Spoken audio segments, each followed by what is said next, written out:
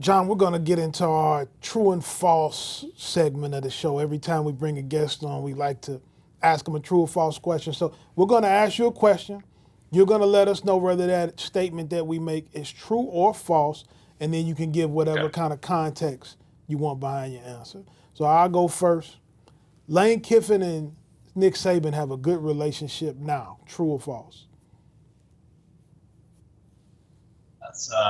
That's a tough one. I'll put it as true, but I will say it might not be quite as what it's been made out to be. I think that especially as time has gone on and there's been time to look back and space, I think they've played it up a little bit more. I think especially Lane has played up and been very deferential to Nick and how much he's the GOAT and all those different things.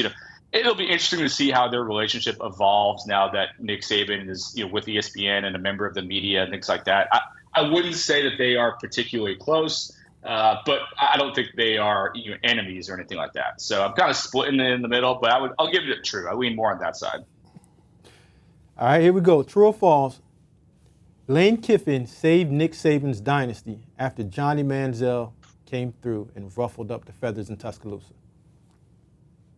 That's another great question. I'll give it true, but I don't think he was the only one capable of doing it. I think that what I'll say is this is I think he was the perfect person to help do it. But I think that Nick Saban deserves more credit for realizing that he needed someone like that and he needed to evolve. So, if you look back to the year that they decide to kind of start making that big shift and bring on Lane Kiffin, that was the year that they had the kick six and were a play away from probably being in the national championship game. So it wasn't like things were going really bad for Alabama to have to make this big shift. And so for Saban to be proactive and bring in somebody like Lane Kiffin, knowing the game was changing and he had to kind of get with it, I do give Nick Saban more credit there for realizing it than Lane. But I think Lane, as different as he and Nick are, and as odd couple as it is, I do think they were perfect for each other at that moment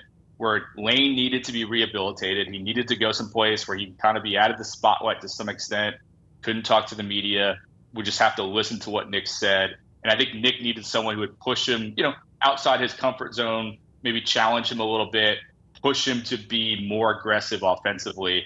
And I think it did lead to a lot of change. And a lot of the guys who came after Lane, did a really good job of advancing it even further. All right, I got one for you here. True or false? Lane Kiffin is the best offensive play caller in college football. I'm going to go false. I think I believe he thinks he is. And I do think that if he's not number one, he's top two or three. I think that it's different because there's head coach and there's different responsibilities and things like that. But I would say, I'll spin it this way. I thought that Steve Sarkisian was the best offensive coordinator that Nick Saban ever had. And I thought that Sark, what he's able to do, I think was just a little bit better about having a more well-rounded thing. And I think what I mean by that is just all the other stuff that goes into being a successful offensive coordinator and setting things up. And I think what you saw a year ago, Texas at Alabama, just the way that Texas came out and the play designs that they had and the script they had. I mean, Sark knew what he was doing, and I think it was pretty perfect. And so I have Sark a little ahead of Lane, but I mean, they're 1A, 1B type thing. I don't know. You guys can tell me if I'm wrong, but that's my initial take on it. I don't think you're wrong, but there's a guy in College Park, Maryland, that's going to be sitting there saying, I won a national championship too and put up a bunch of points. But hey, that's for there, here, not now. So we'll get to the next one. True or false? Nick Saban was extra motivated not to let Lane Kiffin beat him while at Ole Miss. Absolute true. That is 100% fact. And I think it's in part because he knows how much Lane wanted it. Lane, I will say that I think one of his great disappointments for Lane Kiffin is going to be that he never beat Nick Saban, because I think he wanted it so bad. And, I could think back to like the get your popcorn ready comments that he had, a couple years ago, getting ready for that game before Alabama. And I think, I talked to some people at Ole Miss around this. Lane Kiffin in particular felt like Alabama was vulnerable last year, that they had a real chance if they did what they needed to do to beat Alabama. And I don't think he's wrong. I think the win was there for the taking, and I think it's of a lot of disappointment for him that he wasn't able to do it. And I think on the flip side, I'm sure Nick, might have had a little smirk of his knowing that he was able to beat, Lane one last time and deprive him of a chance to knock off the GOAT. All right, John, last one for you here. True or false? Nick Saban is the greatest college football coach of all time.